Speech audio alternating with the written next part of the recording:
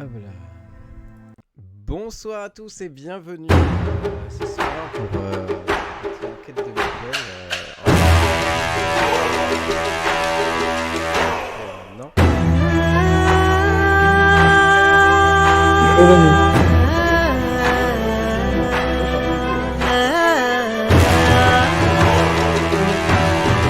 Bonjour. Ça va bien, ça va très bien. Un petit peu fatigué, mais content d'être là, ça va bien.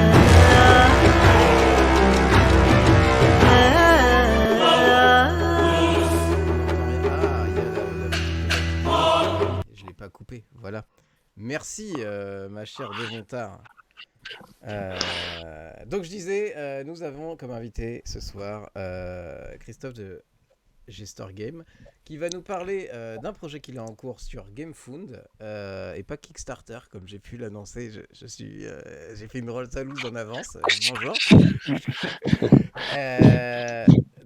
Euh, qui va nous parler de son jeu Barbarian Kingdoms qui est en cours de financement. Je crois qu'il reste environ une semaine. Toujours. Exactement, c'est ça. Ouais. Voilà. Et pour cela, bah, c'est premier financement participatif pour toi. Et c'est aussi création d'une boîte d'édition pour supporter le projet. Parce que bah, il faut être un minimum de cadrage quand même. Exactement, faut une structure légale. Donc on a fait ça, on a monté la boîte il y a quelques mois, là, il y a 6 mois environ. Alors, on me dit, il faut que je monte un petit peu mon son pour moi. Ah oui, c'est parce que la dernière fois, j'avais monté Jérémy. Et bonsoir à Devontard, bonsoir aux Jeux d'Ose qui se sont signalés dans le chat. Donc, qu'est-ce qu'on va on va commencer par un petit questionnaire tranquillou. Je vais te poser quelques questions pour faire un peu plus ample connaissance avec toi, Christophe. Le but c'est que tu répondes assez rapidement. Tu peux développer un petit peu ou pas, mais c'est mieux de développer un tout petit peu quand même. D'accord. Donc pour qu'on te cerne un petit peu en tant que joueur, depuis combien d'années tu joues en fait aux jeux de société? Depuis l'enfance, hein. Depuis l'enfance, je jouais déjà avec mes grands-parents. Pas forcément des jeux que j'appréciais beaucoup, mais au moins j'y jouais. Voilà, les Monopoly, Cluedo, etc. Les grands classiques, hein, voilà, on les a un petit peu éculés. Et puis ensuite pas mal à l'adolescence encore. Et après, j'ai eu une pause où j'ai arrêté de jouer pendant 10-15 ans, en tout cas de jouer aux jeux de plateau, aux jeux de société. J'ai joué à d'autres jeux. J'ai joué au poker, j'ai joué aux jeux vidéo, aux jeux de stratégie en temps réel, etc., etc. Et puis après, j'ai repris, je dirais, une petite dizaine d'années, un peu plus de 5 ans, 5-7 ans. Ouais, j'ai repris avec des copains, on a redécouvert un petit peu les jeux de société dits modernes et c'était bien sympa. Voilà. Comme ça, si t'as un jeu préféré, c'est lequel? Euh, Moi, j'aime beaucoup, il y en a pas mal que j'aime bien. J'aime bien Cyclades, par exemple, voilà, pour en citer un. Pourquoi Cyclade Pourquoi? Bah, parce il est assez complet. Après, bon, il y a pas mal d'extensions, on peut choisir. Mais c'est un jeu qui est relativement simple, euh, qui est assez stratégique. C'est un jeu où voilà, il y a des retournements de situation, parfois des victoires surprises, voilà. C'est un jeu que j'aime bien et mes amis aiment bien et du coup, bah, on y joue assez régulièrement. Et ça fait plaisir parce que voilà, il y a certains jeux que je suis le seul à aimer ou d'autres jeux d'ailleurs qu'ils aiment bien et que moi j'aime pas, voilà. Mais au Cyclades, on se retrouve un peu tous à bien l'aimer et du coup, voilà. Le jeu qui t'a fait, on va dire, là j'allais dire plonger dans le milieu du jeu, mais là je vais plutôt faire replonger dans le milieu du jeu, vu que tu y jouais plutôt potentiellement quand t'étais petit. Après, si t'as une réponse pour les deux, je t'en prie. Bah, euh, Rising Sun qui m'a fait replonger. Voilà. Il y a quelques années, donc je disais, on s'est remis dans le jeu de société moderne et ça a commencé par Rising Sun, donc d'Eric Lang, de la trilogie avec Blood Rage, Rising Sun, et puis il a fait Ankh après, auquel j'ai pas joué encore. Du petit Euh, jeu familial, quoi. Ah oui, ouais, je dirais pas des petits jeux familiales, mais, de la boîte mais légère. Ah oui, ouais, oui. voilà. Est-ce que t'as un jeu qui t'a marqué sur cette année-là? Cette année-là, Non, bah honnêtement, j'ai pas j'ai pas joué énormément cette année. C'est vrai que depuis qu'on a monté la boîte, on a préparé le financement. Donc ouais, il y a quelques jeux que j'ai redécouvert cette année, découvert ou redécouvert. C'est pas forcément des sorties de l'année, Mhm. mais il y a le jeu Civilization, là, le nouveau, là, je sais plus comment il s'appelle, Aube Nouvelle, je crois. Je crois que c'est le nom, ou c'est le nom de l'extension. En tout cas, ouais, bien sympa pour un jeu de civilisation, pas trop lourd. Donc ça, c'était cool. J'ai bien aimé. Il est pas exempt de défauts, mais bien sympa. Donc maintenant, à répondre très vite, si t'avais une couleur de meeple à choisir, Je sais pas, un rouge. Allez, le rouge. Si tu devais prendre qu'un seul jeu. qu'un seul jeu. Bah allez, Barbarian Kingdoms, tant qu'à faire. Ah, ça vote, Pas mal, vote pas perso, mal. ça vote perso. Si tu devais choisir qu'un seul illustrateur. Ah, bah Aurélie. Ah, mais ça vote. Aurélie. Ça. Donc Non, Aurélie, mais on en a pas encore parlé, mais vas-y. ah bah voilà, c'est l'occasion, tu vois. Je botte en touche, mais je recadre les trucs. Non, Aurélie, donc c'est mon épouse. En réalité, elle a pas fait toutes les illustrations du jeu en particulier, elle a pas fait la couverture, mais elle a fait toute l'infographie, elle a fait certaines illustrations aussi. Et c'est pour ça qu'on a monté la boîte d'édition ensemble aussi. C'était pour voilà faire un projet ensemble où on se complète plutôt bien. Et voilà, on a beaucoup aimé.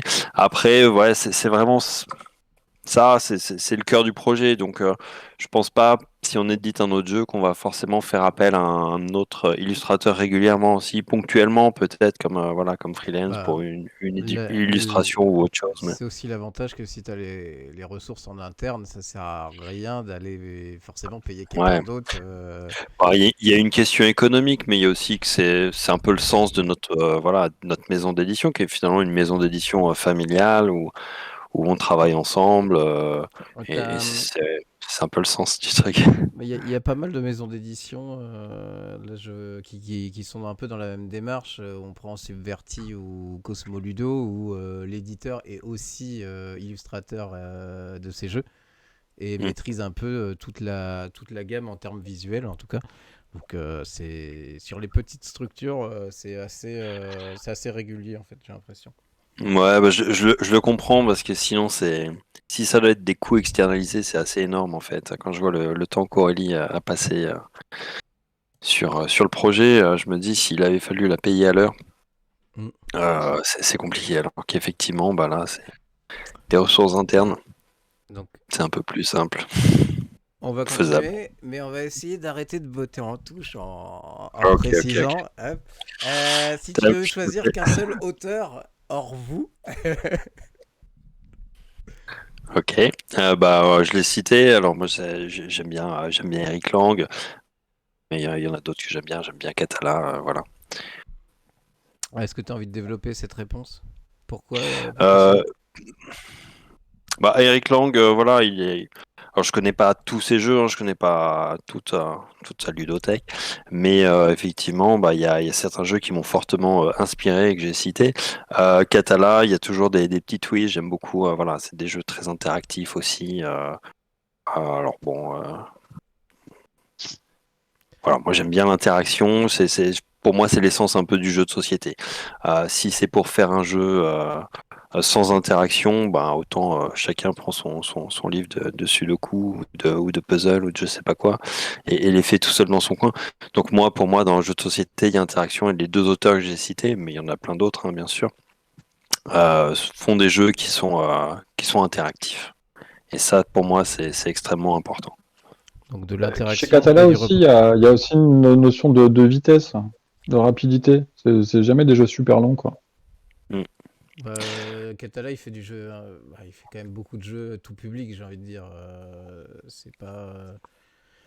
Il peut faire des jeux experts, mais comme quand tu vois ces jeux experts, ils restent quand même accessibles. C'est du familial plus, quoi, tu vois. Après, c'est son métier, c'est de faire des jeux au grand public, j'ai l'impression. Mais c'est normal, hein. Ouais, bah, c'est vrai qu'il est ouais, plutôt familial plus. Après, il y a d'autres jeux qui sont vraiment familial ou tout public, voire enfant. Et puis, il y en a d'autres un petit peu plus avancés aussi. C'est un peu le problème des jeux experts, hein. Des fois, c'est un peu en niche, hein, donc, en tant Ouais, il en qu'auteur, faut faut pour voir. tout le monde, C'est hein. ça.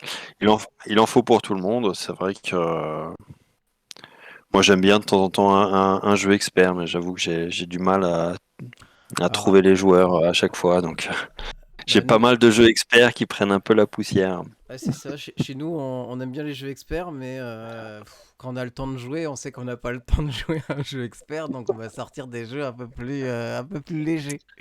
Voilà. Donc voilà. Là, par exemple, ce midi, pendant la sieste, on a fait un petit clan qui a un petit It's Wonderful euh, Kingdom, World. World. Et voilà, c'est assez rapide, ça passe bien. Bon, mais on n'a pas sorti gros jeu expert parce que juste pas le temps, quoi. Ouais. Ouais, il y a une question de temps, une question de public. Moi, je sais que bah, c'est vrai que, par exemple, si on veut sortir un jeu expert avec des gens qui ne connaissent pas le jeu, bah, il faut compter en plus 3 quarts d'heure de règles.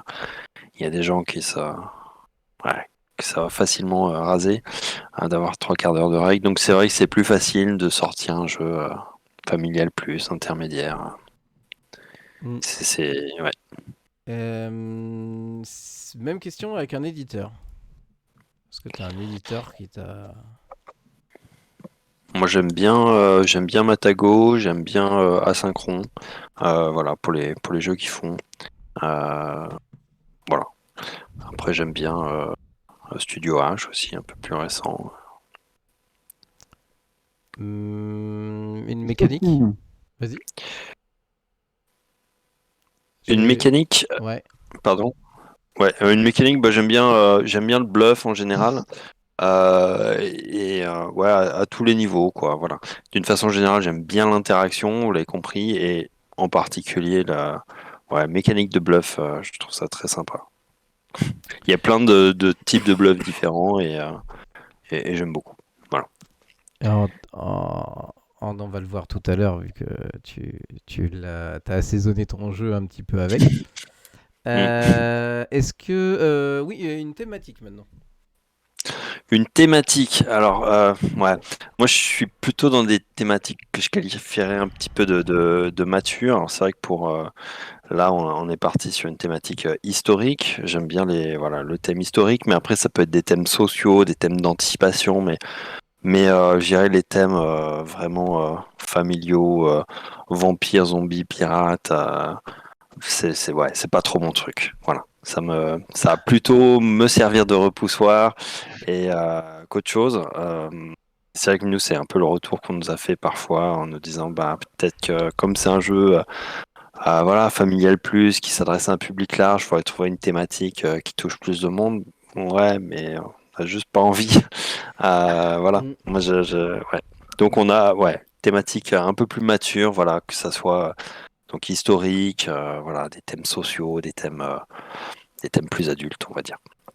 Et dernière question, est-ce que tu as un festival que tu préfères parmi d'autres ou que tu voudrais mettre en avant, passer ou qui arrive? Ben, je vais citer le festival Ludinor. Moi, j'ai pas une grosse culture des festivals ludiques.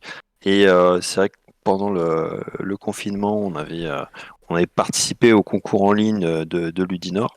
Et donc, on avait remporté le concours et ils nous ont invités l'année suivante, où du coup, là, c'était enfin en présentiel, c'était retour en présentiel. Et du coup, c'est le premier festival auquel on a participé, en fait. Et c'était c'était très sympa après cette période de Covid où tout était bouclé. On a eu peur jusqu'au dernier moment que ça soit annulé ou suspendu avec les histoires de passe sanitaire et autres. Et du coup, voilà, super accueil, super expérience. Et puis ouais, de voir un peu les festivaliers, parce que c'est vrai qu'on avait jusqu'à présent fait pas mal tourner le jeu, mais toujours un peu dans un cercle plus ou moins proche. Et là, pouvoir faire tester à des gens qui connaissaient pas. On a vraiment ouais, il y a eu une super expérience. Puis les gens de Ludinor, les gens de Lille sont très sympas. Bah, merci pour ce petit questionnaire pour en apprendre un petit peu plus sur qui tu es.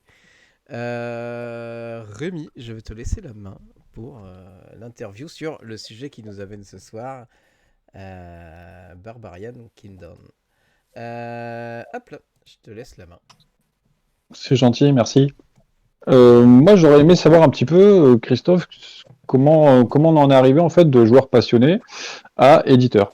Parce que vous montez une petite structure, ça fait maintenant 6 mois que vous avez déposé tout ça, mais il y a eu un cheminement. Ouais, Explique-nous. ouais, ouais. Effectivement, alors le cheminement, c'était pas, je dirais, c'était pas pensé dès le départ. On s'est pas dit un jour, tiens, et si on crée notre jeu et on va monter une maison d'édition pour pouvoir l'éditer. C'est venu un peu ouais, étape par étape. On avait, alors voilà, on s'était un peu remis avec mon épouse à jouer. Et puis à un moment, on s'est dit, ouais, les jeux sont sympas, mais on commençait à devenir un peu critique, quoi, sur les jeux. Mhm. Il y a ça qui marche bien, il y a ça qui marche pas. Et puis à un moment, je me suis dit, bah, si je veux un jeu qui me corresponde vraiment, euh, pourquoi pas le créer. Et puis, bon, je lançais ça un petit peu en l'air, quoi, comme ça, parce que je savais que c'était compliqué, que c'était long, et que tout seul, j'y arriverais pas. Et puis Aurélie, là, tout de suite, elle a réagi là-dessus, elle a rebondi. Je pense que l'idée de faire quelque chose ensemble, d'avoir ce projet ensemble, ça lui a bien plu. Et du coup, elle a pas mal poussé voilà, pour qu'on fasse le premier proto. Et puis c'est comme ça que ça a démarré. Donc à partir du moment où on avait ce premier proto, on était content. On s'est dit, tiens, ben, on va le faire tester à nos amis et puis essayer de l'améliorer. On a cherché ensuite à le montrer à des éditeurs. Donc, Mhm. on l'a pas vraiment fait, enfin, on l'a pas fait tout au début. On l'a fait une fois qu'on sentait que voilà, le jeu était un peu mature. En fait, il l'était pas encore du tout à l'époque, mais bon, on avait l'impression qu'il l'était. On l'a montré à un éditeur qui nous avait fait pas mal de retours, certains positifs hein, sur les fondamentaux du jeu, et puis pas mal aussi de retours négatifs, qu'il fallait reprendre un petit peu notre copie, ce qu'on a fait. Entre-temps aussi, bah, on a eu le concours Ludinor, où là c'était un jury de professionnels avec du coup bah, les membres du jury ils travaillent tous pour des éditeurs, et puis sur les membres du jury, il y en a plusieurs qui nous ont approchés en tant qu'éditeur. Finalement, ça n'a pas abouti parce qu'en fait, on était à ce moment-là, finalement, avec un jeu qui était, alors sans être 100% abouti en termes de mécanique, mais déjà bien abouti, mais surtout, comment travailler avec Aurélie sur la partie graphisme, la partie design, et puis bah, nous, on avançait sans se poser de questions également sur certains aspects un peu ergonomiques, etc. Mhm. Bah, finalement, on approchait les éditeurs avec un jeu qui était, euh, qui était déjà bien ficelé et sur lequel ils pouvaient pas forcément mettre leurs pattes et sur lequel Ouais. d'ailleurs on n'avait pas forcément nous envie qu'ils mettent leurs pattes. Et Ok. du coup, à un moment, on s'est dit bon bah maintenant il y a plus que deux solutions. C'est soit on laisse tomber ce jeu, il sera pas édité, bah soit on y croit et puis on s'en donne les moyens et puis on monte notre maison d'édition et on y va. Voilà, un petit peu la fleur au fusil. On savait que c'était difficile, tout le monde nous le disait. On réalisait pas complètement, un petit peu, mais pas complètement. Et puis bon, on s'est dit, bah de toute façon, voilà, au point où on en est, autant y aller. Et du coup, on a déposé les statuts et on s'est dit, bah on va lancer un financement participatif là-dessus. Voilà pour la petite histoire, la genèse. T'avais déjà une expérience, toi, dans le monde de l'édition ou pas du tout? J'avais une expérience plutôt dans le monde de l'imprimerie que dans le monde de l'édition. Donc voilà, toute D'accord. la partie production, la partie imprimerie, c'est des fabrications finalement, c'est un domaine que je connais assez bien au niveau professionnel, mais au niveau édition, non, pas réellement. Mais bon, moi j'ai eu plusieurs vies professionnelles. Je suis quelqu'un je m'adapte plutôt bien parce que je sais écouter, je sais demander l'avis des gens, l'avis de ceux qui savent, de ceux qui ont de l'expérience. Ça m'est arrivé pas mal de fois dans ma vie professionnelle, voilà, de faire des réorientations et donc de repartir entre guillemets à zéro dans de nouvelles aventures. Et voilà, ce qui me permet d'avancer, c'est que, alors je vais mettre sans doute plus de temps, mais j'écoute ce que les gens ont à me dire et voilà. Et on l'a fait aussi bien d'ailleurs dans le développement du jeu, où au début on était très content de notre version et puis on l'a fait tester, on s'est rendu compte qu'il y avait plein de choses à corriger et puis bah voilà, on a travaillé dur pour les corriger. Et c'est pareil un petit peu pour l'édition. Voilà, on a encore parfois des retours et on écoute tout, on essaie de prendre en compte, en tout cas d'analyser ce qui est pertinent ou pas, parce que tous les retours sont pas toujours Ouais. pertinents, mais en tout cas, toutes les propositions sont pas forcément toutes recevables, mais on estime que s'il y a un retour, c'est qu'il y a, il y a quelque chose qui s'exprime et que peut-être la solution qui est proposée n'est pas une, euh, une bonne solution au problème qui est soulevé, mais il y a un problème qui est soulevé quand même. Voilà. C'est un peu notre approche et du coup, bah, ouais, on a sans doute mis plus de temps puisqu'on a mis déjà 3 ans. On a commencé le développement il y a 3 ans. Ouais. Certainement, un éditeur aurait fait ce que nous on a fait en 3 ans, il l'aurait fait en 1 an et demi. Mais c'est pas grave. Déjà, on n'y est pas à plein temps et puis ça nous fait plaisir d'apprendre et puis on sait que voilà pour nos prochains projets parce qu'on en a. Et ben on capitalisera sur cette expérience acquise. Voilà. On considère qu'on est sur la courbe d'apprentissage et c'est normal de passer un peu plus de temps. D'accord. Du coup, tu dis que vous êtes fait passer à plein temps, vous avez un taf à côté? Oui, on fait pas ça à plein temps. Effectivement, on a un travail à côté. En fait, comme je pense l'intégralité des petits éditeurs, Mhm. on a tous un métier à côté. Ouais. Donc, D'accord. ouais, moi j'ai un métier, et Aurélie aussi. Mais ça nous occupe bien, aussi bien les soirées, les week-ends, et là en particulier avec le lancement de la campagne, enfin la campagne qui est en cours. Ouais, ça occupe bien, ça c'est clair. Alors du coup, moi je me posais la question, comment il est venu le nom Gester Games? Alors là, on n'a pas fait on n'avait pas fait un gros, Un gros gros brainstorming? brainstorming, non. Non, non, bon, on est un peu des quiches en marketing, hein, de toute façon. Je pense que ça, c'est un peu un de nos points faibles. Voilà, on a des compétences artistiques avec Aurélie. Moi, je suis plutôt, je dirais, quelqu'un de rationnel, etc. Mhm. Donc, les mécaniques de jeu, la gestion de prod, ça va bien. Après, c'est vrai que tout ce qui est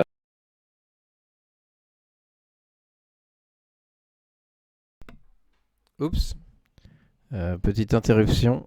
Je vais regarder ce qui se passe.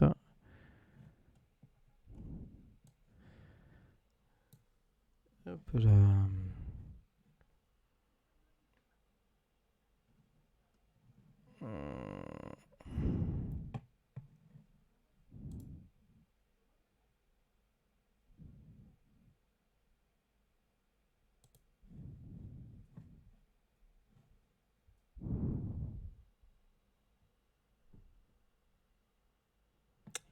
Interruption, interruption.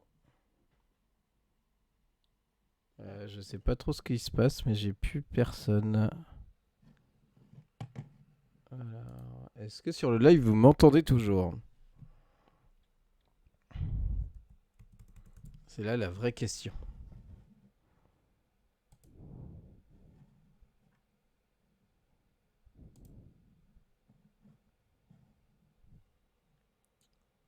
Mais plus personne. Oui, vous m'entendez, mais plus personne. Donc désolé, j'arrive plus à les avoir. Donc je vais essayer de résoudre ça. Donc ça veut dire que j'ai ma connexion que ça va. J'ai l'impression que c'est Discord qui a claqué d'un coup. Donc je vais essayer de revenir dans le truc.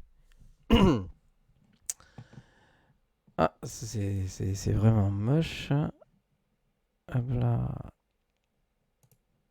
de l'interaction Bonjour. directe, ça collait Excusez-moi. pas à sa cible.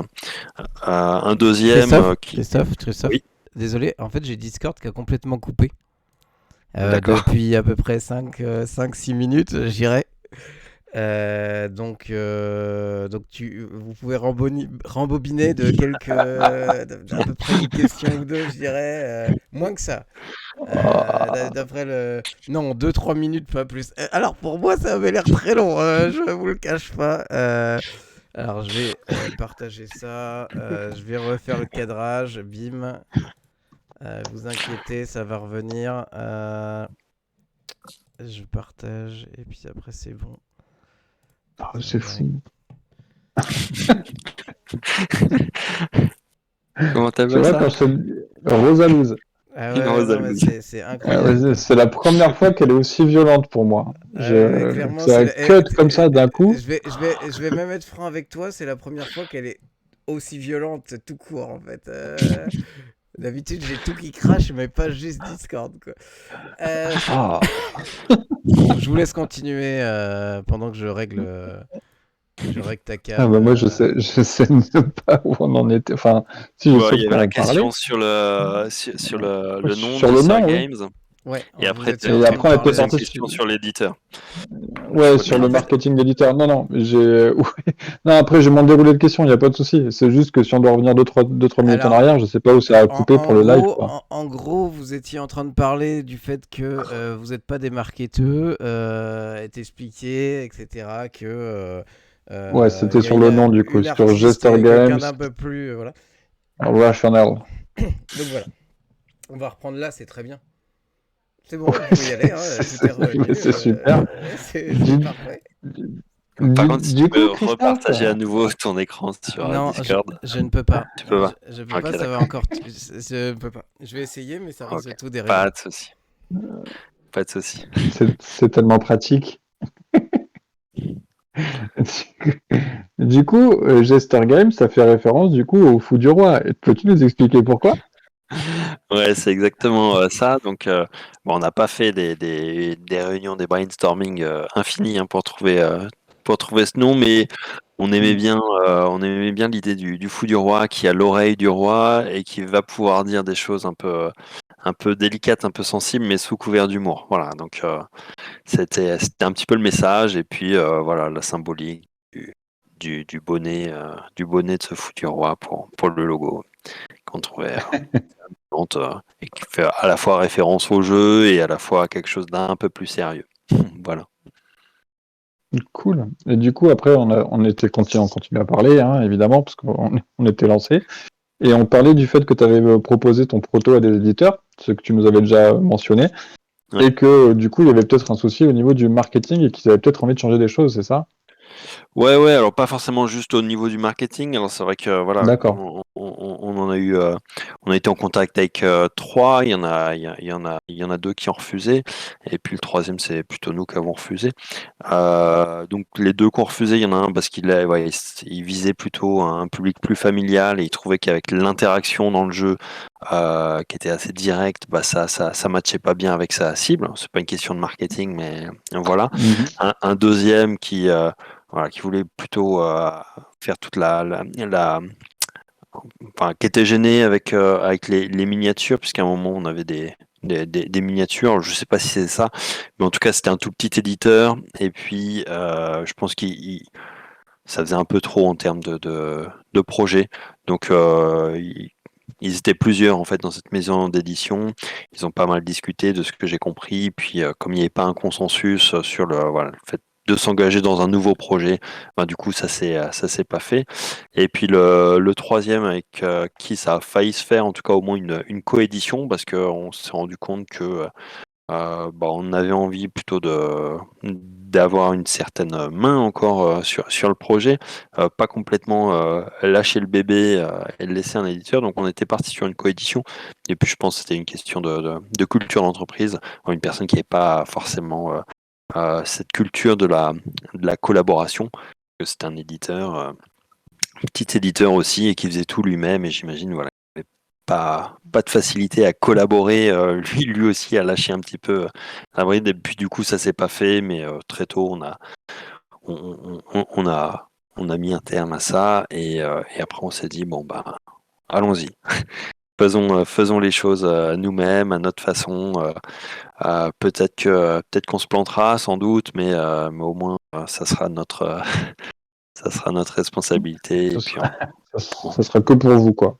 ça sera que pour nous, et on pourra s'en prendre qu'à nous, et puis voilà, et on est sur la courbe d'apprentissage, et puis on fera mieux la prochaine fois, et puis c'est tout.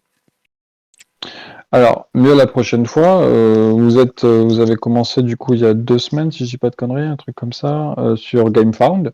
Oui. C'était un but de 10 500 euros. Vous êtes à 28 000, pardon, 28 162, avec 357 backers. Je pense qu'à 268% de projets qui a abouti, vous êtes pas mal. C'est pas vraiment un Ouais, planton. non, c'est clair, on est plutôt content, et d'autant que, comment dire, on est nouvel éditeur justement et arriver pour un nouvel éditeur avec un nouveau jeu, un nouvel auteur que personne connaît, c'est vraiment pas facile d'avoir de la visibilité. Donc on est très content du résultat. Alors beaucoup de gens nous disent peut-être que sur Kickstarter ça aurait mieux marché encore, c'est possible. On n'a pas la réponse. Est-ce que ça va couvrir l'ensemble du coût de production? En réalité, sans doute pas. Il faudra sans doute aussi qu'on mette une partie de notre poche, en tout cas, si on veut produire la version retail. Hein. Donc ça, c'est vrai que l'objectif de financement qu'on a mis, c'est pour permettre de financer ce que vont commander les backers. Hein. Donc on finance D'accord. cette production. Mais si on veut aussi financer, parce que c'est quand même aussi l'objectif de financer la production en retail, il en manque encore un petit peu. Pas énormément, mais on va voir comment se passe la fin de la campagne. Et puis voilà, ça sera un cofinancement. J'ai envie de dire un cofinancement participatif. Voilà. Si. D'accord. Du- Mais on est, Enfin, ouais, on est content c'est vrai qu'on avait mis cet objectif. C'est toujours un peu délicat de mettre un objectif. Nous, on a mis un objectif qui nous permettait de livrer ce qui était commandé, ce qui est le premier but, en tout cas le premier palier. Et puis après, effectivement, si on dépasse l'objectif, ce qui est le cas là, ça nous permet de financer au moins partiellement à prod en série. Après, quand je dis prod en série, on ne sait pas encore exactement combien on pourrait produire et combien on va produire, Mhm. puisque ça dépend, on est en discussion avec des distributeurs. Voilà. Donc, tant que D'accord, c'est ok. pas fait, voilà. Oui, on préfère y aller tranquillou, quoi. Mm. Mais après, le Exactement. financement, il s'est fait hyper rapidement. En moins de 3 heures, c'était déjà réglé avec un pack Early Bird qui a plutôt bien fonctionné. Tu t'attendais à ce que ça parte aussi fort, aussi vite? Non, non, non, on s'attendait pas à ce que ça démarre comme ça sur les chapeaux de roue. Donc ça a vraiment fait plaisir. On s'est dit, voilà, les premiers backers, c'est des gens sans doute qui nous suivaient, qui avaient pu jouer à notre jeu en festival ou autre, puisqu'on a été à Essen, on a été à Vichy, on a été à différents événements. Des gens qui ont pu, on a aussi fait tourner quelques protos. On s'est dit, voilà, les gens qui ont pu tester le jeu, et tout de suite, ils nous ont supportés dans le projet. Après, c'est vrai qu'on on, on n'a pas un budget marketing, on manque de visibilité. Je crois que sur GameFound, il n'y a pas non plus un gros trafic. C'est vrai qu'on avait pas mal de followers avant la campagne. Et en tout cas, voilà, c'est vrai que ça a démarré très fort, puisque en 48 heures, on avait dépassé de 2 fois l'objectif. On était autour de 20 000, je crois, en 48 heures. Donc, ouais. Très très bon démarrage qui nous a surpris, mais en bien, ça arrive. Donc tant mieux. Là, du coup, vous êtes sur une formule à 45 euros, si je dis pas de bêtises, Oui, pour la version Kickstarter. Si vous partez voilà, c'est sur une une version. version... Ouais. Ouais, c'est une version effectivement GameFound exclusive Oui, qui GameFound. coûte 45 euros. Alors c'est du 45 euros hors taxes et hors transport, hein, qui correspond à une version de Mhm. luxe et qui est différente effectivement de la version boutique qui arrivera à peu près dans un an a priori si tout se passe correctement. Voilà, et les exclusivités de cette version sur GameFound qu'on propose, c'est des améliorations matérielles. Hein. En termes de gameplay, ça sera exactement la même chose, mais en termes de matériel, voilà, dans cette version, on va avoir les jetons de contrôle en métal, on a une bourse par joueur, on a des plateaux joueurs double couche, voilà, des petits Ouais, éléments de luxification. Quoi. ouais, des trucs qu'on aime bien, quoi. Qui sont Exactement. confort pour jouer, quoi. On s'est rendu compte que c'est quand même deux publics complètement différents. Les gens qu'on vise réellement en boutique avec notre jeu, un public vraiment intermédiaire, et puis les gens qui sont susceptibles de financer le jeu en financement participatif. C'est des profils complètement différents. Il y en a qui vont regarder au prix. En boutique, les gens regardent essentiellement le prix, alors que sur les campagnes de financement participatif, les gens regardent la qualité du matériel beaucoup plus Ouais, que le prix. ou comme on dirait, le kilo plastique. Ouais, Euh, il y a de ça aussi. Il y a de ça aussi. Bon, nous, on a un jeu qui se prête pas très bien au kilo plastique. Du coup, on propose pas des des dizaines de sculptures, de miniatures en plastique, avec des stretch goals tous les jours. On n'a pas de cartes, on n'a pas voilà. On a juste les soldats et les rois, hein, donc 5 en tout par joueur, c'est-à-dire 4 soldats et un roi. Et effectivement, on a aussi proposé une extension, un achat additionnel, hein, optionnel, donc des miniatures en métal, juste en dessous, Ouais, juste en dessous de ça. Voilà. qui sont pas mal du tout. Vous avez sorti aussi une version 2 joueurs, ce qui est plutôt très malin, étant donné qu'il y a un gros marché qui est en train de se faire là-dessus. Là. Il y a une grosse attaque des Voilà, éditeurs donc, pour aller se chercher des jeux ouais, à deux, quoi. ouais. Donc c'est une variante. De base, le mode principal, hein, c'est du 3-6 joueurs en raison Mhm. des interactions. On a testé ce mode principal à 2 joueurs, bien sûr, mais on n'était pas satisfait de l'expérience ludique. Et donc on s'est dit on ne peut pas proposer ça tel quel aux joueurs. Mais c'est vrai que très rapidement, quand on a proposé notre jeu de 3-6 joueurs, on a eu beaucoup de retours. Ah, mais moi, ce qui m'intéresse, c'est aussi les jeux à 2 joueurs. Alors j'ai envie de dire, les gens qui cherchent que des jeux spécifiquement à 2 joueurs, je ne vais pas les orienter sur Barbarian Kingdoms. Mais Mhm. effectivement, on peut développer une variante particulière pour quelqu'un qui pourrait jouer occasionnellement, pour découvrir le jeu, pour changer un petit peu de setup à 2 joueurs. Et donc effectivement, on propose une variante que j'avais bien sûr dans les tuyaux depuis un moment, mais qu'on a révélé assez rapidement au début de la campagne. Ça faisait partie des premiers stretch goals qu'on a débloqués parce qu'on savait que que ça serait aussi un point bloquant pour pas mal de personnes de se rendre compte que si on restait sur l'idée d'un jeu 3-6 joueurs. Voilà.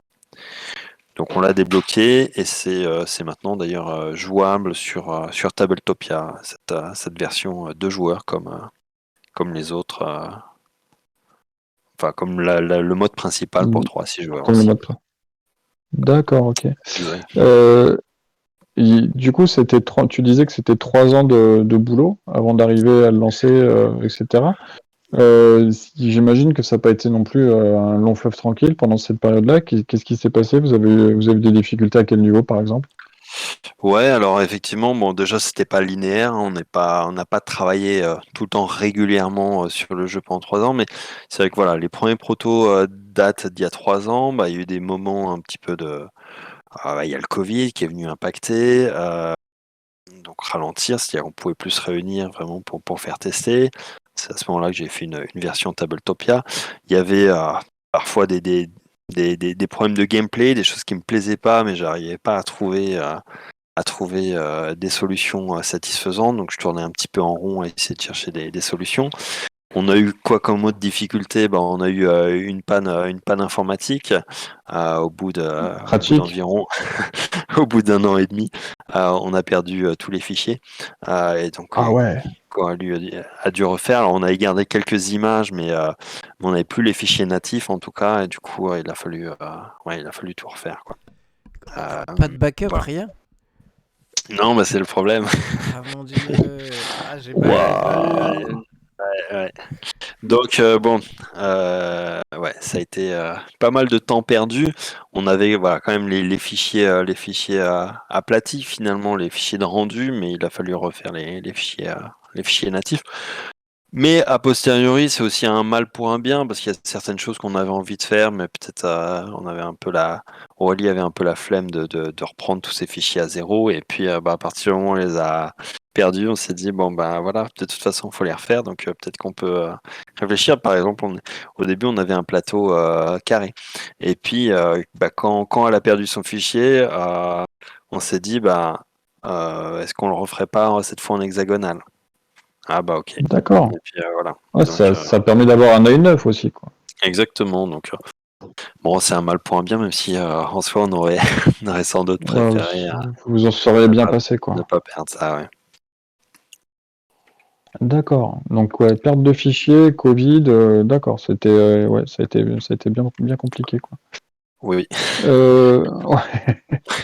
Je voulais revenir sur le jeu. Parce qu'il y a des références historiques qui sont très précises et qui parlent d'une partie de l'histoire qu'on connaît mal, à savoir le Haut Moyen Âge. Mm. C'est une période que toi, tu as étudié et qui te passionne personnellement?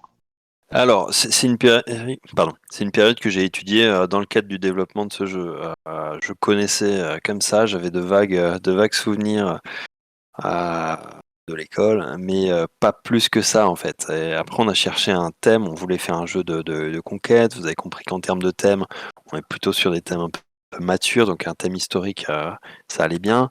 Aurélie a proposé au début les invasions barbares, donc je dirais environ un siècle avant les royaumes barbares. Donc on a Mhm. commencé comme ça avec cette idée des invasions, et puis du coup, ça a été l'occasion de creuser un petit peu, et je me suis rendu compte que bah voilà, les invasions, ça va peut-être bien pour un jeu coopératif comme Pandémique, Chute de Rome, mais peut-être ça allait un peu moins pour un jeu compétitif, chacun pour soi. Mais par contre, qu'après ces invasions barbares et après la chute de l'Empire romain, bah, il y avait une période qui effectivement était assez peu traité, assez peu connu, parce qu'on n'a pas énormément d'écrits, hein. Les peuples barbares Mhm. n'étaient pas des peuples qui écrivaient, donc on n'a pas énormément de sources, mais c'était quand même une période assez charnière dans notre histoire et vraiment passionnante. Et du coup, je me suis documenté à ce moment-là, et c'est vrai que j'ai appris plein de choses, c'était sympa. Euh, Ouais, on fait aussi un jeu pour se faire plaisir et bah, dans ce process de développement, de conception, bah, moi j'aime bien creuser le thème. Voilà, donc on a une idée pour un. Alors on n'a pas commencé réellement le développement, mais pour un prochain jeu, et bah voilà, j'ai commencé aussi à creuser le thème du prochain jeu et à me renseigner et à apprendre aussi plein de choses différentes. D'accord. Vous, Et vous avez- ça sera pas sur les zombies, a priori. Ni zombie, ni pirate, a priori. Et oui, justement, j'allais vous demander, vous allez essayer d'avoir une gamme qui a une cohérence, ça veut dire dans les mêmes thèmes, ou vous allez complètement changer de thème? Alors, en termes de jeu, oui, il y aura une cohérence. En termes de thème, il y aura une forme de cohérence, mais on va essayer de surprendre aussi un petit peu notre monde, voilà. Oui, il y aura une cohérence, ça c'est sûr, hein. On va pas partir sur un jeu de cartes pour 5 8 ans. Voilà, si c'est Non, mais Dans l'espace. c'est plutôt dans la thématique. C'est est-ce que vous allez rester sur les mêmes thématiques au on va Moyen rester Âge sur. ou Non, on sera pas sur complètement une théma... changer mais on sera sur une thématique plutôt historique. Voilà, quoi. Ouais. On va traiter des ordalies. Comment tuer les gens. C'est sympa. Voilà. Non, une thématique historique, mais pas forcément Moyen Âge. Voilà. Mais par contre, il y a d'autres éléments voilà, qui font qu'il y a une certaine cohérence éditoriale, quoi. Voilà, sur le public ciblé, par exemple, sur durée de partie, public ciblé. Voilà. Je peux pas encore en dire beaucoup parce que pour l'instant, on n'a pas vraiment commencé le développement, juste quelques idées. Puis on sait très bien qu'entre le jeu final et les idées initiales, il y a parfois tout un monde. Du coup, ouais, ouais, c'est compliqué. C'est sûr que c'est pas évident d'aller jusqu'au bout quand on a une idée, quoi. Surtout Non, quand bah, c'est une idée qui met 3 ans à aboutir, quoi. ouais, c'est ça. Bah, c'est-à-dire qu'au début, enfin, je dirais qu'au début, on avait une idée qui est plutôt une ligne directrice. Et ça, on l'a gardé. C'est-à-dire que dès le début, on savait qu'on voulait un jeu accessible, donc qu'on voulait un jeu rapide, qu'on voulait un jeu de conquête, qu'on voulait un jeu avec une mécanique de bluff. Voilà, on savait tout ça. Mais après, entre la première implémentation et la version définitive, il y a quasiment pas. Enfin, tout a changé en fait. Tout à un moment ou un autre a été remis en question parce que c'était pas cohérent, parce que ça marchait pas. Tout a été modifié. Donc vraiment dans le détail, tout a été modifié, mais la vision d'ensemble a- était quand même là dès le départ. C'est-à-dire voilà le thème du Haut Moyen Âge, on l'a dès le début. On sait qu'on fait de la conquête, voilà. Euh, mais donc c'est très bizarre parce qu'à la fois c'est le même jeu et en même temps il a rien à voir, D'accord. si je peux dire. Ouais, c'est Il a été poncé. Du coup, Lise, exactement. tu Il a nous été présentes un. poncé. Ouais, il a été bien poncé. Vous avez fait combien de parties à peu près? Vous avez une idée du nombre de fois où Ah, il a été joué? j'ai pas compté, mais alors moi personnellement, j'ai dû faire environ, je pense, 200 parties, quelque chose comme ça. Mhm. Et puis on l'a fait tester pas mal en festival, hein, par exemple à voilà, rien qu'à Vichy.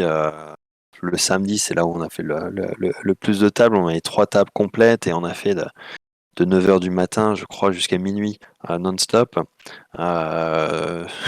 Donc il y a quand même C'était eu beaucoup de parties. Et là, c'était juste Vichy. On a eu Essen aussi. Enfin voilà, il a pas mal tourné en réalité. Ouais, San aussi, vous avez eu beaucoup de monde, c'était régulier ou Alors, il y a eu, je dirais que Essen, c'était un peu plus long sur la durée, mais on avait moins de tables. Mhm. Donc, je dirais qu'on a dû faire à peu près autant de parties à Essen qu'à Vichy. Sauf que Vichy, c'était sur 2 jours et Essen, c'était sur 4. Voilà, mais on avait moins de tables et voilà. C'était ouais, d'accord. C'était plus intense, dirons-nous, à Vichy, quoi. Et Oui, globalement, c'était plus intense à Vichy. Voilà.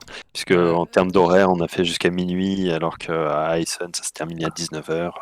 et Sen, pour un petit éditeur, voire nouvel éditeur, dans votre cas, c'est sympathique ou c'est galère? C'est plutôt galère. C'est plutôt galère, ouais. Si c'était à refaire a posteriori, enfin voilà, on le referait peut-être pas. À un Ah, moment, on a eu un doute. À un moment, on a eu un doute. faut arriver à se faire une Euh, place, quoi. ouais, exactement. À un moment, on a eu un doute, on a voulu annuler et puis ils nous ont sorti les conditions générales de vente en nous disant ah, si vous annulez, il faut quand même payer 70% de la facture. On a dit bon, bah ok, bah, on va venir quand même. Voilà. Mais ouais, non, on n'a pas forcément une bonne visibilité. Voilà, il y a des gens qui passent, il y a des gens qui jouent, mais ils viennent pas forcément pour nous. C'est pas forcément notre public. Voilà. d'accord. Ah bah donc on est Et d'accord que tu ne conseilles pas forcément SN pour un premier jeu en tant Exactement. Voilà. qu'éditeur. Faut peut-être attendre un petit peu, quoi. C'est ça. Bah là, surtout on avait un premier jeu, mais notre premier jeu, il était même pas. On n'avait pas de boîte à vendre, on n'avait rien à vendre. Mm. La seule chose qu'on pouvait vendre, c'était que les gens nous donnent une adresse email pour les ajouter à une newsletter, c'était tout. Donc ouais, c'était un peu maigre. ah, le timing était pas ouf, quoi. Mm. Oui, c'est ça. Moi, je pense que Essen, c'est très bien, mais pas dans notre situation. C'était pas l'idéal. D'accord. Mais encore une fois, bah, Euh, on fait notre expérience. Il y a des choses qui marchent très bien, des choses qui marchent moins bien. Et et du voilà. coup, vous disiez qu'au niveau marketing et peut-être communication, c'était là où le bas blessait le plus pour vous, on va dire, Ouais, bah, c'est sans ça. Donc, critique. par exemple, bah, on nous dit, ouais, il faut faire des pubs sur Facebook. Bah, on essaye, sauf qu'on n'y connaît pas grand-chose. On a du mal à analyser les résultats. On ne sait pas faire un test AB. On a du mal à définir la cible. Comment ils appellent ça? Ouais, le public cible, et on le définit un petit peu au hasard, et en fait on a du mal à savoir si le public cible qu'on a défini, ben, il est pertinent ou pas. Parce que normalement c'est le genre de choses, on devrait être capable de regarder les données, mais Facebook a une interface tellement complexe, et puis on a été pris par tellement de trucs aussi en même temps, on n'a pas pris le temps de regarder en détail comment ça marche, on n'a pas installé de lien referral, tout ça pour voir combien de gens venaient visiter la page GameFound à partir de la pub qu'on a fait. En fait, on fait tout un peu à l'envers au niveau marketing, communication. Bah, voilà. Encore une fois, on identifie nos points faibles et puis voilà, on aura Et l'occasion de corriger. Il y a les recettes bah ludiques. oui, Il y a les recettes ludiques qui disent qu'ils viennent de finir leur vidéo sur ton jeu, justement. Ah, Et bah, ils c'est disent ils que le disent que jeu ce est jeu est ouf, ouf. qui est eh positif. ben, ça me fait plaisir. Ouais, j'ai vu que tout à l'heure sur Code, il a posté un petit compte rendu de partie donc qui était aussi bien sympathique. Et bah écoute, tant mieux. Je pense qu'il a une bonne visibilité, Ben, des recettes ludiques, et en plus il est très sympa. Et voilà, si ça peut nous amener un petit peu de trafic dans le Alors, ventre mou de la campagne. et Lilios, il faut pas l'oublier quand même. Et Lilios, Lily, Oui, ouais, oui, bien sûr. soyons- n'oublions pas la jante féminine, ah oui, quand sinon on même. va nous accuser de mansplaining. Donc, Ah ouais, ça serait horrible. Pas nous quand même. Non. Non. c'est... Du coup, moi j'ai joué aussi avec Julien et Nancy, mes testeurs préférés. Et mes seuls testeurs, donc c'est pour ça que c'est mes préférés aussi. Et du coup, on a vraiment aussi vachement apprécié le côté à la fois tactique et rapide. Ça permet de se dégager des parties qui sont cool, qui sont abordables, puis qui permettent de repartir quoi dessus, quoi. Et Ouais, voilà. exactement. Bah, c'est nous un petit peu le reproche qu'on fait aux jeux experts. Voilà, ils sont trop longs, donc souvent on va pas les sortir. Quand on les sort, on va faire qu'une partie. C'est vrai que quand tu as des jeux plus courts, si tu une longue soirée, tu vas pouvoir faire plusieurs jeux courts ou plusieurs parties d'un jeu court si ça se passe bien. Et du coup, on s'est dit, si on fait un jeu, c'est pour qu'il sorte, c'est pas pour qu'il prenne la poussière. Et écoute, ça me fait plaisir quand les gens me disent qu'ils ont apprécié de jouer et qu'ils étaient contents de refaire une partie derrière. Parce que ça veut dire qu'ils ont apprécié la première partie et qu'ils se sont dit il y a une bonne rejouabilité, qu'ils allaient faire les choses différemment. Voilà. Je parlais de développement tout à l'heure. C'est vrai qu'au début du développement, on était un petit peu dans un couloir stratégique. Il y avait de la symétrie, donc coup, chaque royaume avait sa propre voie, mais globalement, il n'y avait pas la variété qu'il y a aujourd'hui où un même royaume a toujours plusieurs façons plusieurs stratégies possibles. Voilà. Et du coup, toi, t'as un peuple préféré parmi les 6 qui sont proposés? Écoute, je les aime. Non, je les aime bien tous. Il y en a que je trouve un peu plus durs à jouer. Il y en a. Hi- Hier, j'ai fait une partie, j'ai gagné avec les Saxons. Ça m'était pas arrivé depuis très très longtemps. Il y a des peuples que j'ai un peu plus de mal à jouer, qui correspondent un peu moins à ma façon de jouer. Euh, mais sinon, ouais, je les trouve tous assez différents. Euh, euh, avec leurs qualités et leurs défauts. Oui, il y en a sans doute qui correspondent un peu plus à mon style de jeu. J'aime bien les francs, par exemple, qui est très positionnel. On est au centre de tout le monde et puis faut vraiment faire attention comment on peut se positionner parce que là, on va payer cash les erreurs, mais si on joue bien, c'est très puissant. D'accord. Et Euh, est-ce que tu peux nous faire une petite présentation quand même du jeu, des petites règles vite fait, parce que je suis pas sûr que toute notre audience les connaisse. Avant, Ouais, ouais, avant, je précise Ah, que les jeux d'Oz dit qu'il a fait une partie. Les parties sont courtes et accessibles. Il a fait une partie avec son fils de 9 ans. Et il trouve qu'il a plutôt bien compris les différentes actions, etc. Donc voilà. Et il a perdu avec les francs. Bon, ça c'est un autre sujet. mais les jeux d'eau, son fils, ça fait je sais pas combien d'années qu'il fait des jeux aussi. Donc c'est pas un vrai enfant de 9 ans par rapport au jeu, quoi. ouais, c'est vrai que nous pour l'âge, on a mis 12 ans et plus pour l'instant. Après, on verra, puis il y a des questions d'homologation, etc. Combien on met à la fin. Mais souvent, c'est le retour qu'on nous a fait. On a mis 12 ans et plus, mais en réalité, c'est plutôt 10 ans et plus en termes de complexité. Voilà. Alors pour les Ouais, règles, oui, je peux expliquer très rapidement. ouais. Donc, est-ce que vous voulez mettre On peut-être voit, sur... on voit le plateau 6 joueurs de toute ouais, façon. on voit le plateau. Alors, il y a deux façons de gagner. Euh, Peut-être si tu arrives à mettre en fond d'écran un plateau joueur, ça expliquera bien, mais Un si c'est pas plateau possible, joueur. j'explique Attends. comme ça. Je peux essayer de Pioup. trouver un lien. Celui-là. Alors, attends que je Ou regarde. tu veux plus près? Ouais, mais attends, je vais Ouais, te c'est trouver ça. peut-être. Ouais, c'est celui-là, mais effectivement en plus près. Mais je suis pas sûr qu'il soit sur la page. Donc il est pas Donc sur tant la pis, page alors. Ouais, mais on va pas Sinon ça perdre va de temps. être ça. Donc, Ouais, ça va être ça. Donc en fait, Sauf il si y a tu peux les. faire pause à un moment sur la vidéo. non, je peux pas faire pause sur la vidéo. Non, bah tant pis. Donc j'explique. Alors pour gagner, il y a deux façons de remporter la partie. Soit contrôler 7 territoires, soit réussir à éliminer 2 rois adverses. Donc l'une ou l'autre. Et c'est vraiment une course, c'est-à-dire que le premier joueur qui atteint l'objectif a remporté la partie et la partie s'arrête immédiatement. On va jouer à tour de rôle dans le sens des aiguilles d'une montre et lorsque c'est notre tour de jeu, on va choisir une action parmi 5 possibles. Une seule action, donc, et parmi les 5 qui sont, la première action, c'est le recrutement. Le recrutement qui va permettre de déployer une de nos unités sur le plateau. Mais ce recrutement, il a un coût. L'action, elle a un coût, et ce coût, on va le payer directement dans la province où on effectue le recrutement. Et en fait, on va faire ça pour toutes les actions. Quand il y a un coût, on va payer directement dans la province. Et ce qui fait qu'on a une économie fermée. Il n'y a pas de banque pour les ressources, pour l'argent en particulier. On va utiliser le plateau comme sorte de banque. Le recrutement, il obéit aussi à une règle, c'est qu'on ne peut pas déjà recruter dans une province où il y a déjà une unité, puisqu'on va être limité à une seule unité par province. Voilà. Et puis, donc, le coût est progressif. Le premier recrutement va coûter 1, le deuxième 2, etc., jusqu'à 4 pour le dernier. Donc ça, c'est la première action, le recrutement. La deuxième action, taxation, elle va permettre de récupérer de l'argent de son plateau pour le remettre dans sa réserve personnelle, ce qu'on appelle le trésor, qui est derrière un écran et qui est donc caché de façon à ce que les autres ne puissent pas savoir combien on possède.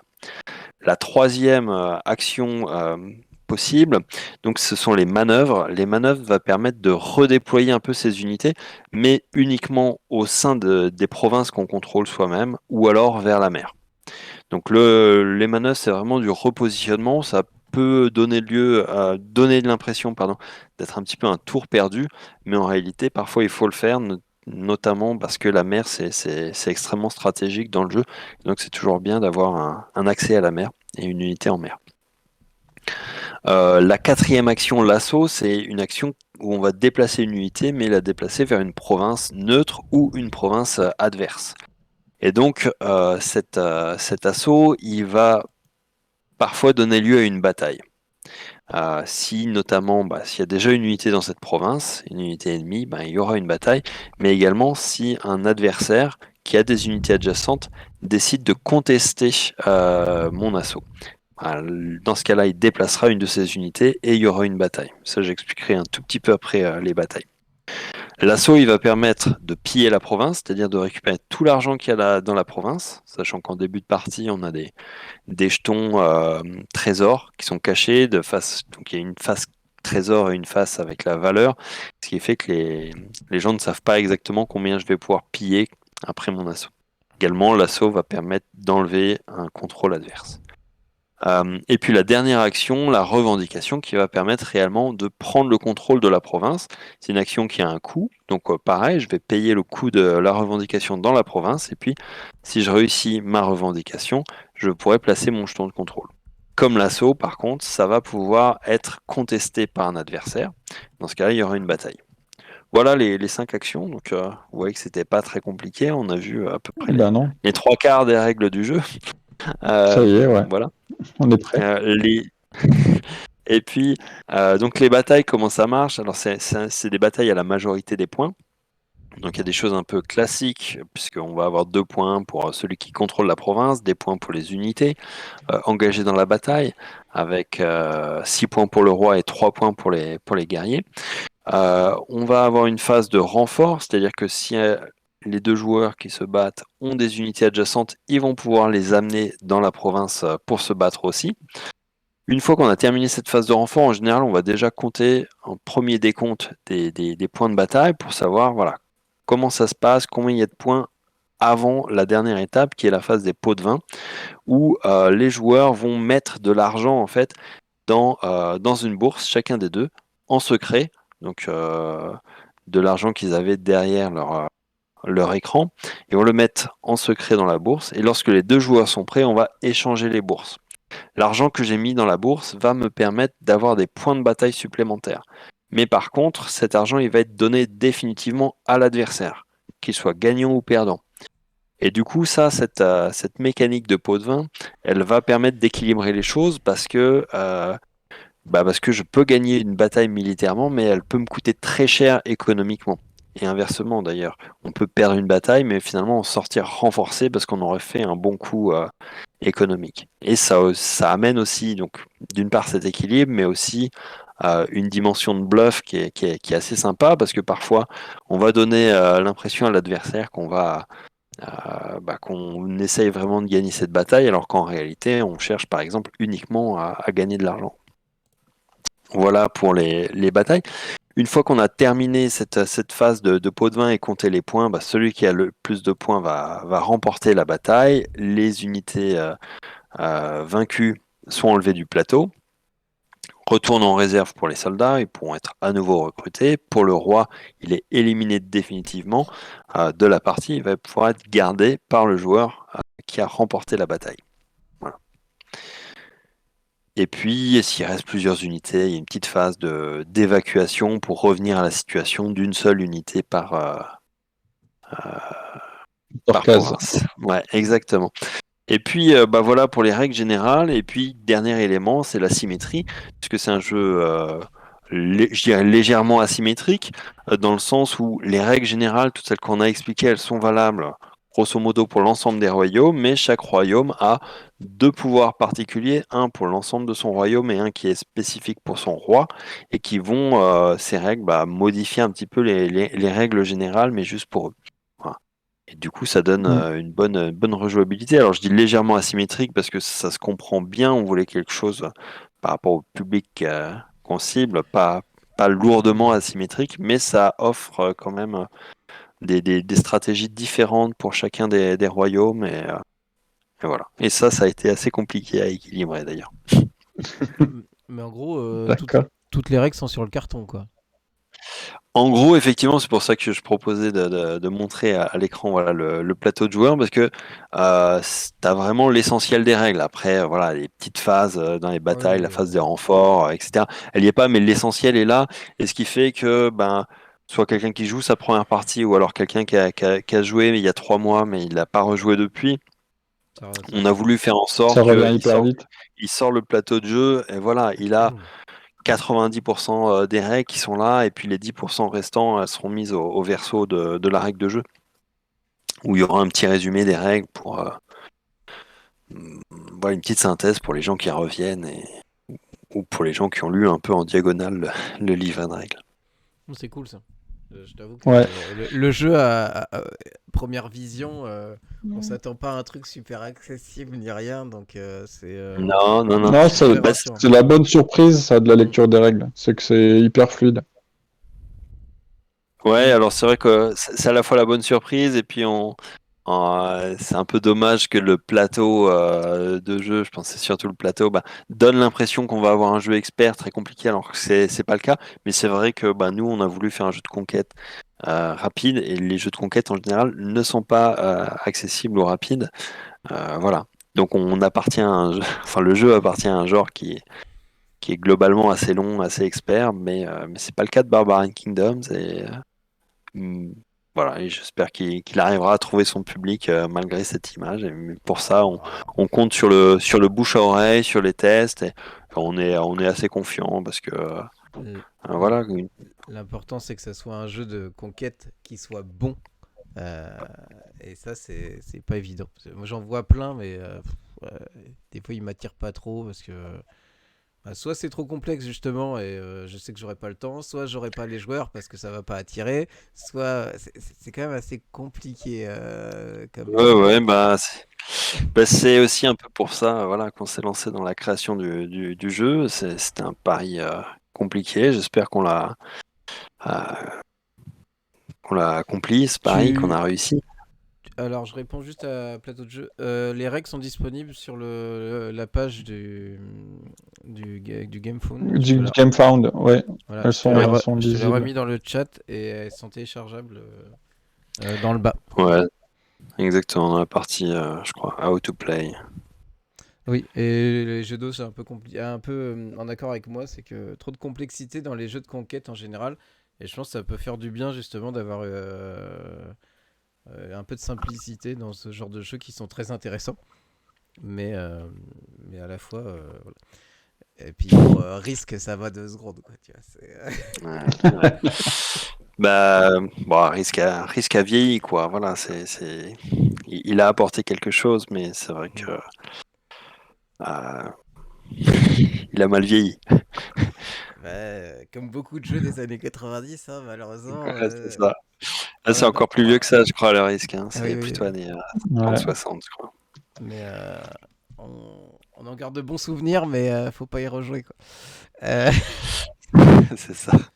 Par contre, Christophe, si tu as les règles de joueur sous la main, je suis preneur. Les jeux d'os te demandent les règles de joueur, si tu peux lui fournir. Alors, normalement, elles sont dans les règles, hein, avec le lien sur la page. Je les ai rajoutées. Donc, Ah, d'accord. normalement, voilà, c'est le même lien sur un Google Drive et les règles de joueur ont été rajoutées sur la page des variantes.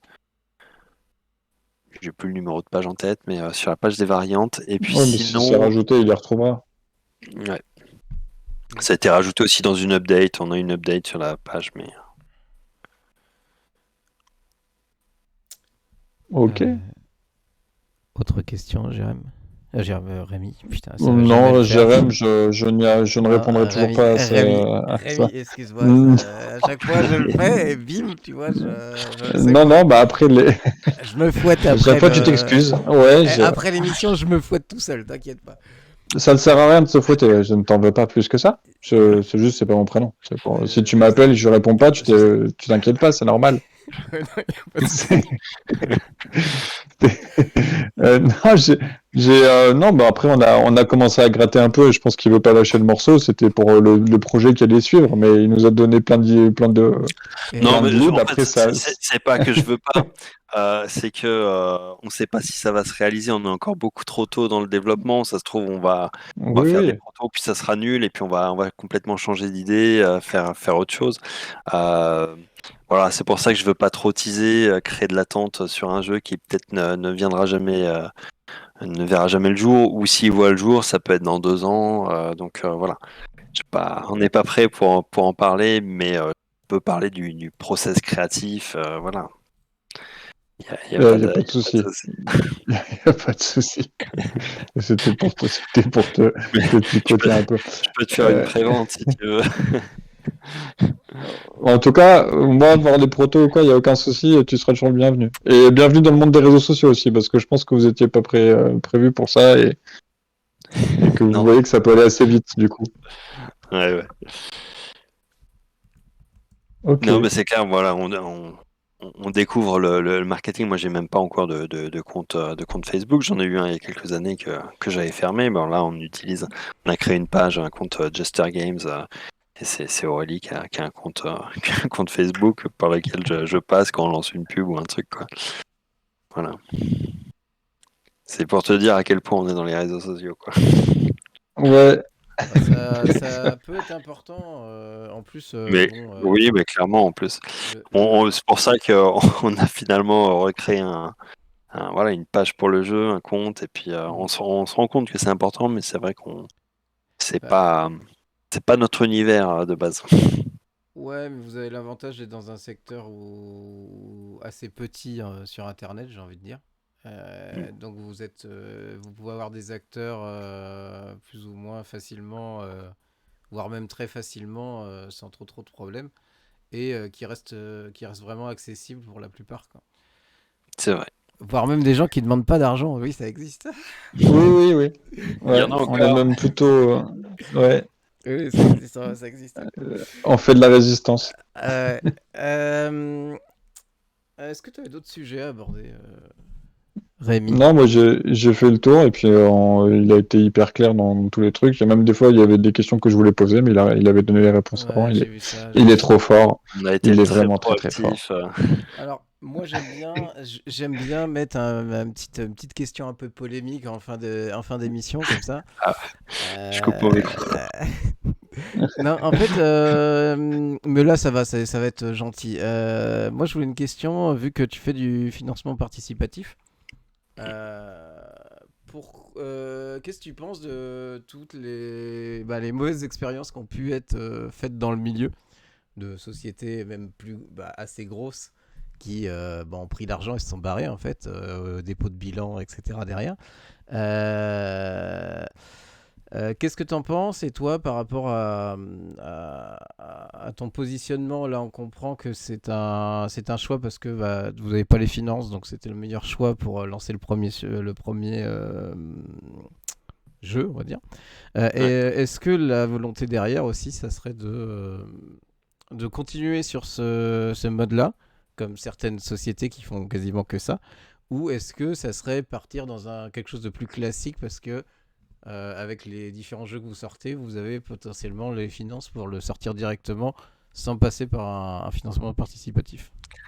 Alors, je peux pas te dire à long terme ou même à moyen terme comment ça va se passer parce que effectivement, bah là, on a fait cette campagne parce qu'on n'avait pas les fonds. Cette campagne donc va nous permettre de commencer à produire et puis après, bah tout dépend comment se passe la distribution. C'est vrai que si on a les fonds, se posera la question pour un prochain projet, est-ce qu'il y a besoin de faire un financement participatif ou pas? Ça, j'ai pas encore la réponse aujourd'hui. Après, ce qui est certain, c'est que nous, on ne souhaite pas faire que du participatif comme certaines sociétés font. Nous, on fait un financement participatif pour pouvoir euh, financer une prod de série pour pouvoir distribuer le jeu en boutique. Voilà. Après, c'est vrai que ça permet aussi de toucher des publics différents, d'avoir une version un peu plus luxe, qui n'aurait pas de vie en boutique. Et c'est vrai que c'est aussi assez sympathique d'avoir une version un peu améliorée de son jeu. Euh, voilà. Donc je parle pour Jester Game. Voilà, il n'y a pas de jugement de valeur par rapport à ceux qui font différemment. Euh, voilà. Après, pour la question euh, des dépôts de bilan, bah, j'ai envie de dire, sans doute des gens ou des sociétés voilà, qui n'avaient pas prévu ça, et c'était pas la volonté d'escroquer les gens. C'est vrai que ça peut arriver dans la vie d'une entreprise qu'il y a des difficultés qui forcent un dépôt de bilan. Il y a une prise de risque quand on Mhm. participe à un projet participatif. C'est pour ça que nous, on essaye voilà, de faire des prix qui soient abordables et puis des récompenses, voilà, des exclusivités, des choses comme ça, parce qu'on estime effectivement que bah, ceux qui nous soutiennent à ce stade du projet, ils prennent un risque et ce risque, bah, c'est normal qu'il soit d'une certaine façon récompensé dans la mesure de nos moyens, quoi. Voilà. Merci pour cette Ok. réponse. Ça va, j'ai pas été trop consensuel Oui, ça va, non, ou ça trop, va. trop polémique. Non, non, il n'y a pas de souci. Non, non, mais c'est juste. Non, mais c'est des sujets, en réalité, c'est des sujets assez compliqués, bien sûr. Et il y Bah, a, en il y fait, a des abus aussi, et voilà. c'est surtout d'avoir la. Parce qu'on a souvent la vision des gens qui pledgent, en gros, mais on n'a pas forcément la vision des gens qui font des projets et Mm. avec une bonne vision, une bonne intention, etc. Et je sais même pas si c'est compliqué, cette vision un peu négative que certains ont dû mettre sur certaines plateformes. Est-ce que ça vous complique la tâche? Est-ce que vous la ressentez ou pas du tout en fait? Bah, si, il y a forcément des doutes. Bah, nous, typiquement, je pense qu'en tant que nouvel éditeur, bah, il y a beaucoup de gens qui seraient intéressés par notre jeu, qui, sur le papier, notre jeu parle, mais qui vont simplement pas le baquer parce qu'ils attendent d'être rassurés d'une certaine façon, d'avoir un historique de commande, un historique d'entreprise qui fait que ils peuvent baquer de façon un peu plus, enfin, complètement fiable. C'est vrai que nous, on a essayé de se faire accompagner justement par les consultants éditoriaux pour pouvoir compenser, parce que je pense qu'il y a aussi beaucoup de jeunes éditeurs qui peuvent se planter, non pas par malice, mais simplement parce qu'ils avaient mal, par exemple, fait leur budget, par exemple, ce genre de choses. Ok. Après, bah voilà, c'est vrai que quelqu'un qui n'avait pas prévu, par exemple, l'explosion des frais de transport, qui se retrouve avec une inflation galopante, voilà, il peut y avoir pas mal d'événements qui font que un projet peut capoter sans que ça soit forcément de la mauvaise intention, mais parfois ça peut être aussi, effectivement, sans parler de mauvaise intention, mais un peu d'amateurisme. Voilà. Après, moi, je comprends hein, les backers qui sont un petit peu méfiants. Ça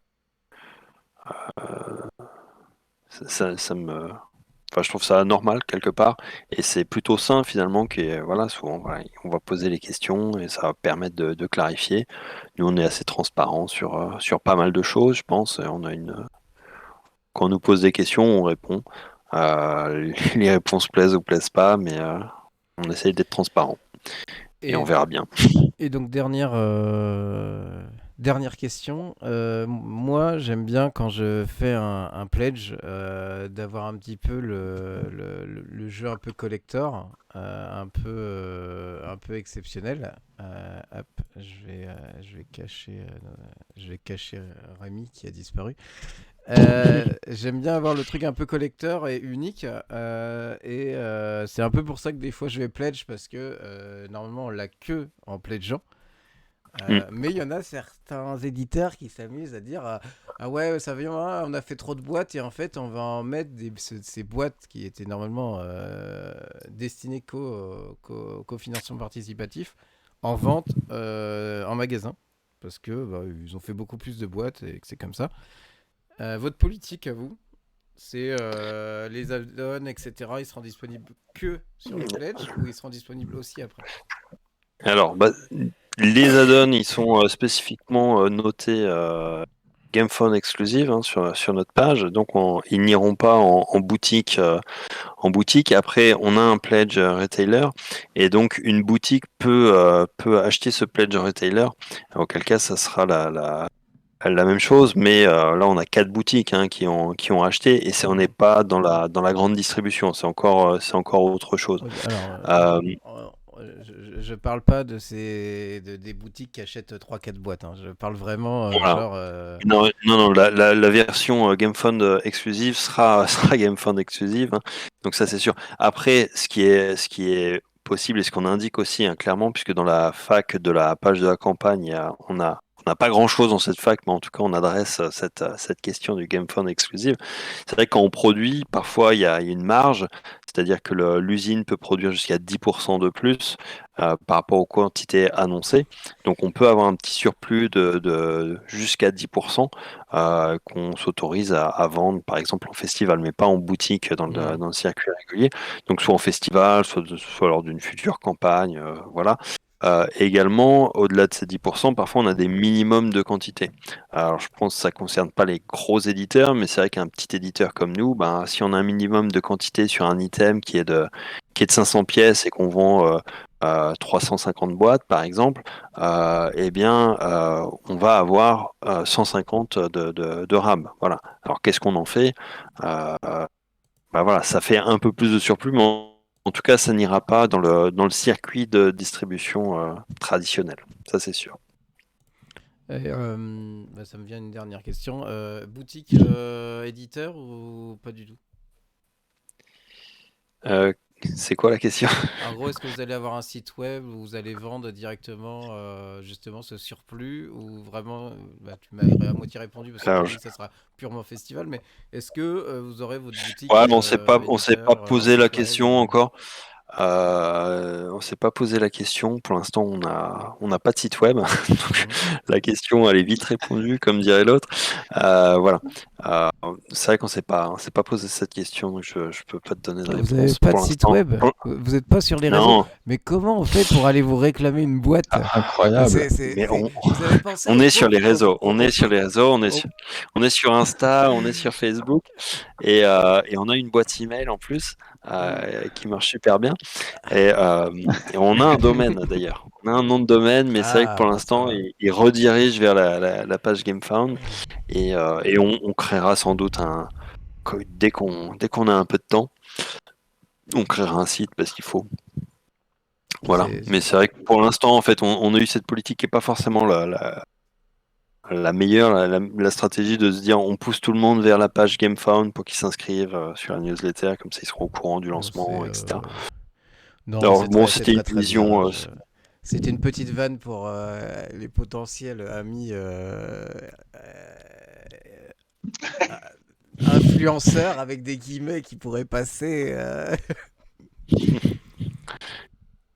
En tout cas, voilà, si vous voulez nous contacter, il n'y a pas de problème. On est quand même assez accessible, même si on n'est pas Ouais. hyper présent sur les réseaux. Ouais, quand même très réactif sur Instagram, je dis ça comme ça, mais voilà. Même sur mail.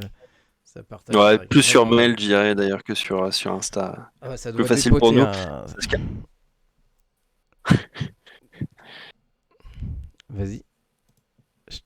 Non, t'allais dire un truc, Ouais, j'ai ça va dit dépoter. ça doit dépoter parce que les likes et les partages sur Insta, ça va déjà vite. Alors, si Mm. vous allez plus vite par mail, c'est que c'est très très réactif, quoi. Ça sent Ouais, le mail sur le téléphone portable, ça c'est. ouais, aussi, voilà, exactement. Ouais, on essaye d'être réactif, ça évite d'accumuler une grosse liste de trucs en attente. Après, bah voilà, ça dépend de la charge au moment T, quoi. Donc Ok. super, merci pour tout. Je pense que Bah, Merci beaucoup, euh, Christophe. merci à vous pour l'accueil, pour les questions, pour l'échange. ah non, c'était très cool. On te souhaite. Ouais. C'était un peu une première pour moi, vous l'avez peut-être senti, j'étais pas toujours. Voilà, j'ai Oui, non, pas c'était très. très bien. Non, ça s'est Franchement, pas senti. ça s'est pas senti du tout. Non, t'étais très bien. T'es très à l'aise, je trouve. Tu réponds Eh bien ben, aux merci Merci. questions. beaucoup. Nous, on n'a rien à faire C'était hyper avec. clair. Non, c'est super cool. Ah, c'était bien.